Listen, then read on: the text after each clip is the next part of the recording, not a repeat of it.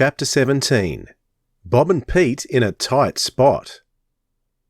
Pete pulled hard at the oars of the small rowing boat, which they had been lucky to find tied up at the movie company's pier.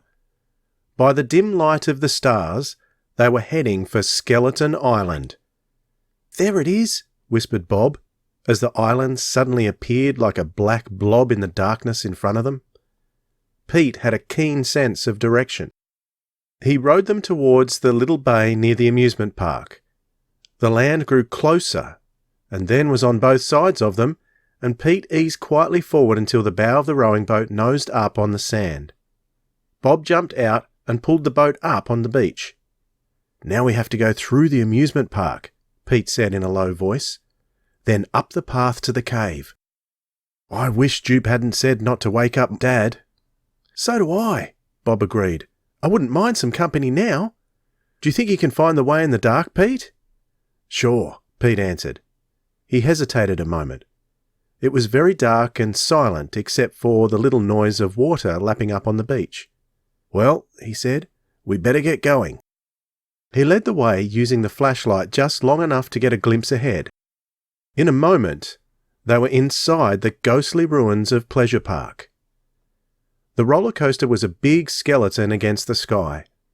It gave Pete a landmark, and he skirted round it and past the merry-go-round. At the rear fence of the park, he stopped. "Darn it," he said in a low voice. "I'm going to wake up Dad. It's not because I'm nervous, although I am, but Dad ought to know what we're doing. After all, he told us to stay at Mrs. Barton's and, well, I think he ought to know what Jupe figured." "Okay," Bob agreed, almost whispering. "Let's do that. I'll feel better too." They turned round, and then they stopped dead in their tracks, their hearts beating fast. Somebody was behind them. Somebody big. Somebody who now flashed a brilliant light in their faces and growled, "All right, stand still. I've got you dead to rights." Both boys froze. They couldn't see a thing with the light shining in their eyes. Then a surprised voice said, "Thunderation! It's Bob and Pete. What do you think you're up to, sneaking round on the island like this?" The man lowered the light to the ground. Now the boys could see him, but they had already recognised his voice. It was Tom Faraday, the guard. "You could have got hurt," he said. "I thought you were somebody out to damage the rides that have been fixed up. Come on now, explain yourselves." "Jupiter figured out the secret of this island," Bob said. "We came out to see if he's right." "The secret of the island?" Tom Faraday sounded puzzled. "What are you driving at?" "There really is treasure hidden on it," Pete told him. "At least, Jupe is sure there is." "Treasure?" The guard obviously didn't believe them. "What treasure?" "Well, you see," Pete began, but Bob interrupted. "You helped Jupiter figure it out," he said. "You gave him the clue he needed." "Now wait a minute," the guard rumbled. "I don't know what you're talking about." "The other morning," Bob said, "you were telling us how the Ballinger brothers held up your armoured truck 10 years ago, stole $100,000 and crippled your left arm." "Yes, what about it?" "Well," Pete put in, "you also told us how the Ballingers were captured by the Coast Guard in a disabled boat, and how the Coast Guard saw them dump some packages overboard." "The stolen money," everybody thought. "Sure it was. What else?" "Well," Bob went on, "it was just 10 years ago that someone started scaring people away from this island by starting up the story of the ghost on the merry-go-round again. Jupiter said it couldn't be a coincidence that the hold-up was 10 years ago, and the campaign to keep people off the island also started 10 years ago. He said they had to be connected." "I don't see what you're driving at." Tom Faraday sounded puzzled. "Don't you see?" Pete said importantly. "The Ballinger brothers tried to make a getaway by boat, and their engine broke down. They must have managed to get here to Skeleton Island and hide the stolen money. Then they pushed off again, determined that if they get caught, everybody would think the money was lost. That way, when they got out of jail, they could come and get it and slip away quietly. You said yourself they got out of jail a couple of weeks ago, but obviously they haven't come for the money yet, because with the movie company on the island, they've been afraid to risk getting caught." Jumping fish hooks, Tom Faraday said. Say, you make it sound true. But supposing the Ballingers did hide the money on the island, does your friend have any idea where it could be? Jupiter says it would have to be someplace high and dry, Bob told him. Canvas sacks and paper money buried in the ground would rot. The best high and dry place on the island is the old cave, Tom Faraday exclaimed. It has plenty of cracks in the rocks where sacks of money could be hidden. That's what Jupiter thinks, Pete agreed. It's the only place high and dry enough to keep the money safely. Except, Bob put in, that tomorrow hundreds of people will be swarming over this island on a mammoth treasure hunt, so someone is bound to go exploring that cave. That's why we came over right away, tonight, to look for the hidden money. By golly, I think you may be right, Tom Faraday exclaimed. Think of it. All that money hidden in that cave 10 years now and nobody guessing until you kids came here. Why didn't I ever think of it myself? Well, there's only one thing to do. Let's go and see if the money really is there. We were going to get Mr. Crenshaw, Bob said. No need for that, Tom Faraday told them. Since they have to be up so early, let them sleep. If we find the money, we can lug it down and wake them up. If we don't find it, you kids can slip back home and nobody'll be the wiser. Well, Pete began, but Tom Faraday had already turned. Follow me, he said. I know the path. Tom Faraday moved rapidly through the trees, the boys close behind him. The whole scene was hushed and spooky, and Bob was glad they had encountered Tom Faraday. It made him feel safer to have the big, burly man along. Oof, Bob grunted abruptly. Someone had stepped out from behind a tree and grabbed him. Powerful hands had him in a vice-like grip. Mr. Faraday, help! Bob managed to gasp. Then a strong hand covered his mouth, and he couldn't make a sound. He heard a scuffle behind him, a grunt from Pete, and then silence. But Tom Faraday ahead of them was free, and he had a gun. He would...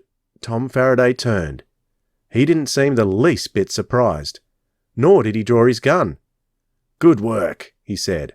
They didn't have time to yell. No thanks to you, said the man holding Bob. Suppose they had gone to the camp first and woken up those movie people. We'd be in the soup.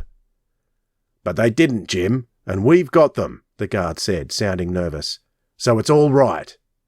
It's not all right, said the tall, thin man who had Pete in his grasp. Now we've got to get rid of them. But we'll tend to that later. First, we get them to the boat. Then we get the money. Then we take care of those snoopy, interfering kids. Sure, Bill, sure, Tom Faraday agreed quickly. Is it true what they said about the money being hidden in the cave? Never mind if it's true or not. That's our business, growled Bob's captor. It's my business too, Tom Faraday said. After all, 1/3 of that money is mine, and I've waited 10 years for it, not to mention getting a crippled wing from your clumsiness. Shut up! You talk too much, the man called Bill said. You'll be taken care of. Now take off your shirt and tear it into strips. We have to gag these kids and tie their hands. But move! All right. Tom Faraday slipped off his jacket, removed his shirt, and rapidly tore it into strips. Bob's stunned mind began to work again. Bill and Jim. Those were the names of the Ballinger brothers. And now it was apparent that Tom Faraday was their accomplice. He must have helped them work out the hold-up in the first place. He had let himself be slugged to throw off suspicion, but they had hit him too hard and broken his collarbone. Ever since then he'd been waiting for the Ballingers to recover the money they'd hidden so that he could get his share. Bob's racing thoughts were interrupted as the hand covering his mouth was removed. He opened his mouth to yell, and as he did so, Tom Faraday shoved a wadded-up piece of shirt into his mouth. Another strip was tied round his head to hold the gag in place. A moment later, Bob's arms were twisted behind him, and Tom Faraday was tying a strong strip of cloth round his wrists. He was effectively tied and gagged. When Pete was also bound and gagged, the two Ballinger brothers gripped them by their jacket collars. Now, kids, Bill Ballinger rasped in their ears, march ahead of us. Don't try any tricks or you'll be very, very sorry. Bob stumbled along over rough ground. He could hear Pete being forced along behind him. How far they stumbled through the darkness, neither Pete nor Bob could tell. But after what seemed a long time, they came out at a pebbly beach. Dimly they could see a large motorboat drawn up on shore. "Get aboard, you two," growled Bill Ballinger. Awkwardly, the boys climbed over the bow of the motorboat into the open space in front of the engine. "Now, down!" Ballinger growled and gave them a shove that sent them toppling in a heap. "Jim, get me the fishing line. I'm going to make sure these kids don't escape while we're busy." A moment later, Bob felt himself being wound in the heavy fishing line until he was tied up like a well-wrapped bundle. Then the two men rolled him to one side and proceeded to tie Pete just as securely. As they worked, the brothers conversed in low, angry tones. They were furious at the boys for finding the treasure that afternoon, and so setting the scene for a big treasure hunt.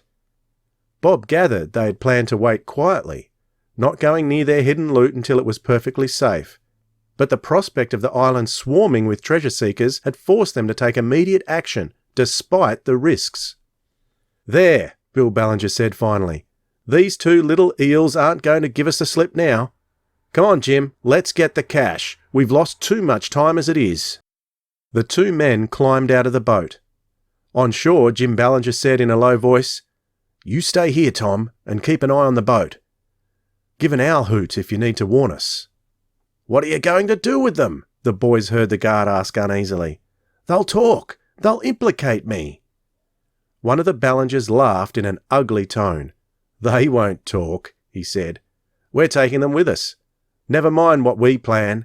But after we're gone, you turn their rowing boat over and shove it out into the bay. Tomorrow, it'll be found floating and folks will think they overturned and got carried out to sea." "Well, okay. I guess that's how it has to be," the guard answered. Then there was silence as the footsteps of the two Ballingers faded away. They heard Tom Faraday muttering to himself. "So that's why all their friends and relatives gave out phony stories about seeing the ghost. So no one would come prowling round this island. If I'd only guessed, I could have had all the money to myself." Bob lay on his side next to Pete. He tried to speak, but could manage only a muffled sound. His fingers strained to reach the knots that bound his wrists, and then gave up.